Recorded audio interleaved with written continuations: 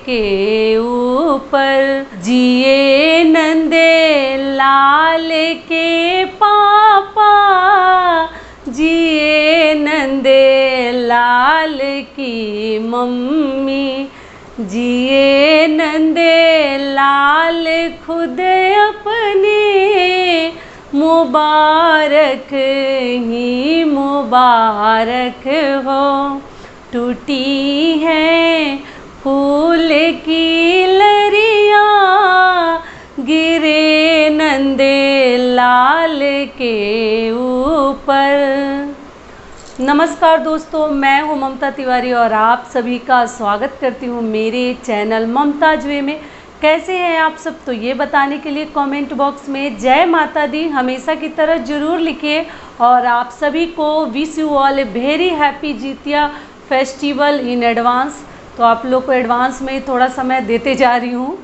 तो चलिए आज हम इस वीडियो में जानेंगे कि जितिया व्रत करने से पहले हमें कौन से 5 नियम जरूर जान लेने चाहिए। तो उसी के ऊपर आज का हमारा वीडियो है। इससे पहले दोस्तों, अगर आपको मेरा वीडियो पसंद आता है तो प्लीज़ आप मेरे चैनल को सब्सक्राइब कर दीजिएगा, बेल आइकन को प्रेस कर दीजिएगा, जिससे मेरे वीडियो के नए नोटिफिकेशन आप लोगों के पास सबसे पहले पहुँचे। तो चलिए शुरू करते हैं कि वो 5 नियम क्या हैं। तो सबसे पहले थोड़ा सा आप लोग के ये सवाल भी आए थे और क्लियर भी कर देना चाह रही हूँ मैं। सवाल तो जो है सो है ही, थोड़ा नियम भी जानना बहुत ज़रूरी है। तो सबसे पहला नियम है जो कि आप लोगों को जानना बहुत ज़रूरी है, बहुत इम्पॉर्टेंट, ये महत्वपूर्ण बात है, थोड़ा सा आप ध्यान दीजिएगा। और ख़ासकर उन महिलाओं के लिए है जिनके पास मतलब जिनको पुत्र नहीं है, लड़कियां हैं। आजकल शौक से लोग एक बच्चा रख रहे हैं, या वो लड़की रहे या वो लड़का रहे, इसमें कोई दुख वाली बात नहीं है कि हमें लड़का नहीं है तो हम व्रत कैसे करेंगे, क्या करें ना करें। थोड़ा सा 2-4 मेरी बहनों का ये कमेंट भी आया था, लेकिन ऐसी कोई बात नहीं है कि आपको लड़की है तो हम व्रत नहीं कर सकते, ऐसा कहीं नियम नहीं है। ऐसे जीवित पुत्रिका जो व्रत है पुत्र के लिए माना जाता है, पुत्र के लिए, उसके दीर्घायु के लिए, पुत्र के लिए रखा जाता है। निर्जला ये उपवास 24 घंटे का बड़ा ही कठिन व्रत है, इतना आसान नहीं है। लेकिन मान लीजिए किसी को 2 लड़की है, किसी को 1 ही लड़की है, आगे वो बच्चा नहीं चाहते हैं, लेकिन वो जितिया व्रत कर सकते हैं। ऐसी बात नहीं है कि अगर आपके पास पुत्र नहीं है तो आप जितिया का व्रत नहीं रख सकती हैं, ऐसा कुछ नहीं है। देखिए दोनों संतान है, वो पुत्र हो या पुत्री हो, लड़का हो या लड़की हो, दोनों जो है संतान हमारे ही हैं। दोनों को पालने में, उनको बड़ा करने में, उन्हें पैदा करने में उतना ही कष्ट है जितना एक लड़के के पीछे कष्ट है, उतना ही एक लड़की के पीछे भी उतना ही मेहनत एक माँ को करना पड़ता है। तो आप आराम से जितिया का व्रत रख सकती हैं। और उन महिलाओं को तो और भी ध्यान से रखनी चाहिए जिनकी मान लीजिए इस दुनिया में सास नहीं है, तो अगर व्रत नहीं रखेंगे और मान लीजिए उनको लड़का नहीं है, तो फिर आप अगर व्रत नहीं रखिएगा, ऐसे तो लोग बोलते हैं कि जिनके पास लड़का है वही ये व्रत रखते हैं, ऐसा कुछ नहीं है। संतान भगवान आपको दिए हैं ना, आजकल लोग शौक से एक लड़की लड़का रखते हैं, कोई टेंशन वाली बात नहीं है। अगर व्रत नहीं रखिएगा तो आपके सास को पानी कौन देगा, भोजन कौन देगा, जितिया का जो प्रसाद दिया मतलब चढ़ाया जाता है वो कौन चढ़ाएगा, तो फिर सास तो आपके ऐसे ही रह जाएंगे। तो इसीलिए जिनके पास पुत्र नहीं है, पुत्री है, अब मेरी जो ही बहनों का सवाल आया था, वो आराम से व्रत रख सकती हैं, पुत्री भी है तो। क्योंकि ये 3 दिन का व्रत है और मैं अपने 2-3 वीडियो में पहले ही अपलोड कर चुकी हूँ, सारे नियम बता चुकी हूँ, बड़े डिटेल में बताई हूँ। आप चाहें तो ध्यान से वो वीडियो को देखकर अगर आप जानती हैं तब तो बहुत अच्छी बात है, लेकिन मान लीजिए अगर नहीं जानती हैं, बहुत सारी बहनें हैं जो पहली बार करने जा रही हैं, तो देखिए इस साल आप कोई भी व्रत, नया व्रत एकदम आराम से उठा सकती हैं।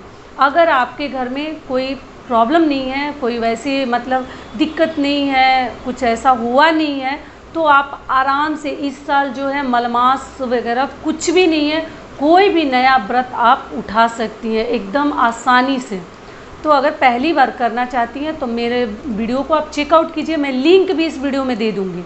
तो इस प्रकार से जिनके पास पुत्री है वो भी जितिया का व्रत एकदम आराम से रख सकती हैं। तो ये हो गया हमारा पहला नियम। दूसरा नियम क्या है कि देखिए, ये भी थोड़ा सा क्लियर करना ज़रूरी है क्योंकि मैं उस वीडियो में नहीं बताई थी।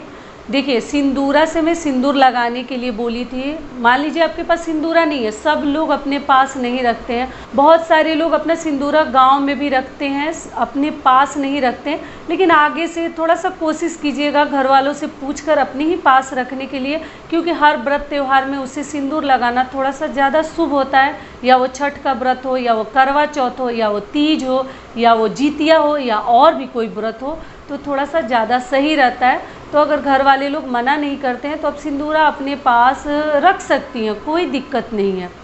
तो ये हो गया। और आप लोग को मैं बोली थी सिंदूर लगाने के लिए, तो सिंदूर तो लगानी ही है। बहुत सारे घर हैं, देखिए ये भी थोड़ा सा क्लियर कर देती हूँ। बहुत ऐसे घरों में सिंदूर शाम को सर के ऊपर से मैं नहाने के लिए बोली हूँ, बाल खोलकर रखनी चाहिए। जिनको सांस नहीं है उनके मुंह में पानी जाता है, पोंछनी भी नहीं चाहिए। लेकिन जिनकी सांस है वो पोंछ सकती हैं। और बाल में आप लोग के सवाल भी थोड़ा सा आए थे, क्लियर कर देती हूँ। बालों में कंघी नहीं की जाती है। जितना ही बाल टूटेगा वो हमारे लिए सही नहीं होता, शुभ नहीं होता। तो जितिया के दिन बालों में कंघी मत कीजिए, क्योंकि उस दिन तो आपको मालूम है जीव की जो ये जितिया व्रत है, तो एक खर भी तोड़ना हमें मना किया गया है। तो बाल को क्यों तोड़ना, तो इसलिए बालों में कंघी भी आप मत कीजिए। बाल से नहा लीजिए। और नहाने के बाद देखिए, दो प्रकार से लोग करते हैं। कई लोग हैं कि नहाने के बाद सोचते हैं कैसे मैं बालों में सिंदूर ना डालूं, चौकट वगैरह कैसे लांघूंगी। तो उनके घर ये नियम है तो वो सेम टाइम सिंदूर लगा लेते हैं। लेकिन कई ऐसे लोग हैं जो कि पारण के दिन सिंदूर लगाते हैं, बस नहाकर छोड़ देते हैं। उनके घर इस प्रकार से होता है, नहाकर छोड़ देते, फिर सुबह आप लोग मतलब जब पारण करने बैठते हैं उस समय सिंदूरा से मांग में सिंदूर भरा जाता है। तो आपके घर कैसा होता है, देखिए मैं हर वीडियोज़ में बताती हूँ कि मैं जो बता रही हूँ, देखिए मैं अपने तरफ का नियम बता रही हूँ, अपने घर का नियम बता रही हूँ। तो अगर आपका मैच कर रहा है तब तो बहुत अच्छी बात है। लेकिन अगर नहीं मैच कर रहा है और आपके घर में जो पूर्वज करते आए हैं, जो आपके घर में रीति रिवाज बड़े लोग करते आए हैं, वही आपको निभानी चाहिए, वही आपको करनी चाहिए। तो इसलिए आप चाहें तो अगर आपके घर सिंदूर लगाया जाता है तो सिंदूर लगाइए, नहीं लगाया जाता है तो आप पारण के दिन सिंदूर लगा सकते हैं। लेकिन बालों में कंघी मत कीजिएगा, जो कि हमारे लिए बिल्कुल सही नहीं है। तो ये हो गया हमारा दूसरा नियम। तीसरा नियम क्या है कि जैसे जितिया व्रत जो है वो बुधवार को पड़ा है, 29 सितंबर को पड़ा है, आपको मालूम ही है। और 30 को इसका पारण है। अष्टमी तिथि के दिन जितिया व्रत पड़ता है। तो आप लोग का सवाल भी है और थोड़ा सा क्लियर कर देती हूँ कि दीदी हम लोग बाल मंगलवार को कैसे धोएं, क्योंकि उसी दिन नहाए खाए है, तो हम बाल कैसे धोएंगे। ऐसे तो बहुत सारे लोग धोते हैं, लेकिन जो नहीं मंगलवार को धोते हैं तो आप सोमवार को भी धो सकते हैं, संडे को भी धो सकते हैं। लेकिन नियम क्या है कि जब आप बाल धो लेती हैं एक बार, उसके बाद आपको लहसुन प्याज नहीं खानी है।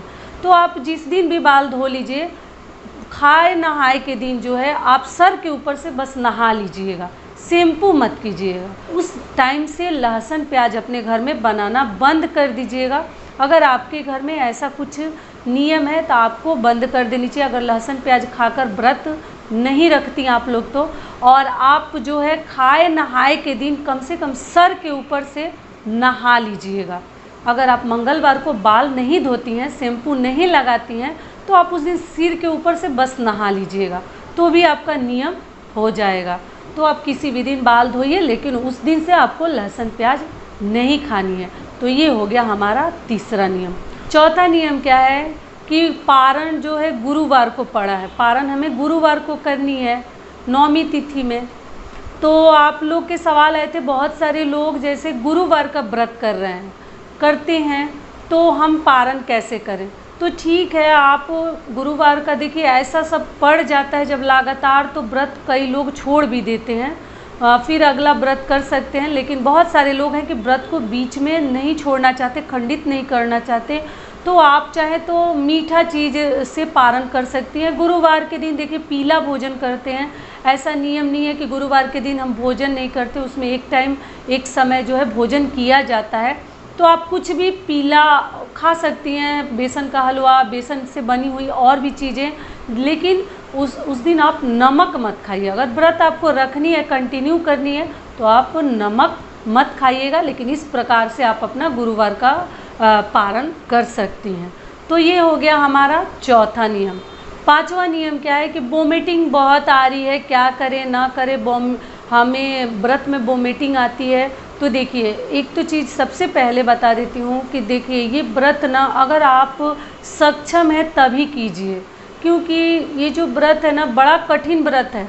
ये तीज के जैसा नहीं है, ये थोड़ा सा अजीब टाइप से व्रत है, जीव के लिए है।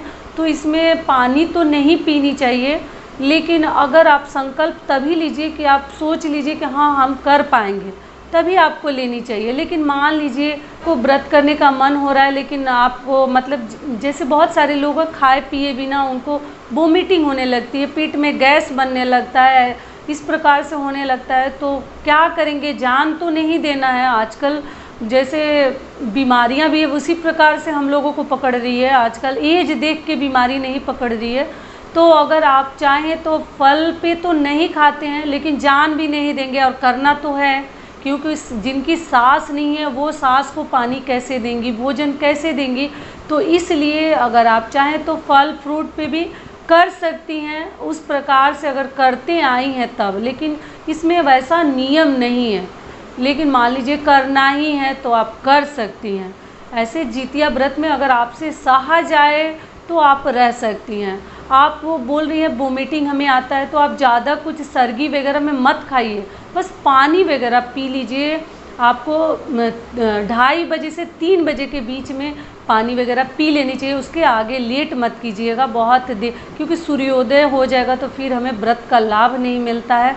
तो आप पहले ही पानी मतलब रसीला चीज़ लीजिए, जूस वगैरह लीजिए, आप कुछ भी खाइएगा नहीं। लेकिन जो खाकर नियम है व्रत रखने का, उसको थोड़ा सा नियम विधि कर लीजिएगा। ज़्यादा खाइएगा स्पाइसी ऑयली तो वोमिटिंग तो ऑब्वियसली होगा, तो इसलिए आपको थोड़ा सा बचा कर रहनी चाहिए, तो आपको वोमिटिंग नहीं होगा।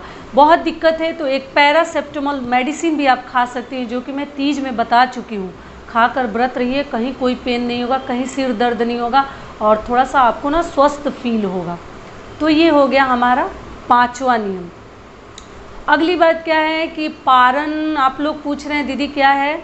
ऐसे तो मैं कल वाले वीडियो में बता चुकी हूँ, पारण का शुभ मुहूर्त भी बता चुकी हूँ, लेकिन थोड़ा सा क्लियर कर देना चाहती हूँ कि देखिए जितिया में पारण का कोई शुभ मुहूर्त नहीं होता।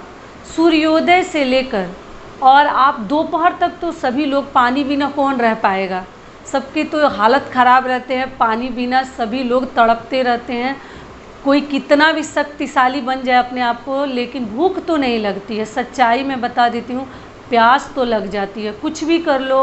और 24 घंटे से ऊपर होने लगता है तो सबके हालत जैसे है एकदम ख़राब हो जाते हैं।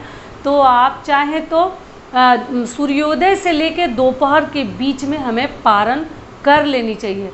आपको मतलब ऐसा नहीं है कि एकदम टाइम फिक्स है, जब आपका भोजन रेडी हो जाए, जब आपके घर में उस प्रकार से हर चीज़ आप तैयार हो जाएं, नहा लें, पूजा वगैरह कर लें, आप जो है छू लें, दान कर लें, वो सब चीज़ें करने के बाद आप अपना पारण कर सकती हैं, कोई दिक्कत नहीं है। ऐसा नहीं है, कोई टाइमिंग फिक्स नहीं है। दोपहर के अंदर ही मतलब सुबह से लेके सूर्योदय से लेके और दोपहर तक आप 12 बजे के पहले या 12 बजे के मतलब आसपास आप पारण कर सकती हैं। तो यही हमारे कुल बहुत महत्वपूर्ण बातें थी जो आप लोग को बहुत खटक रही थी, आप लोग बहुत टेंशन में थे, तो आज मैं आपके साथ क्लियर कर दी। आशा करती हूँ, उम्मीद करती हूँ कि आपको इस वीडियो से थोड़ा सा लाभ मिलेगा। तो फिर मिलती हूँ एक नए वीडियो में, तब तक के लिए नमस्कार। स्वस्थ रहिए, सुरक्षित रहिए और जहाँ कहीं भी रहिए खूब खुश रहिए।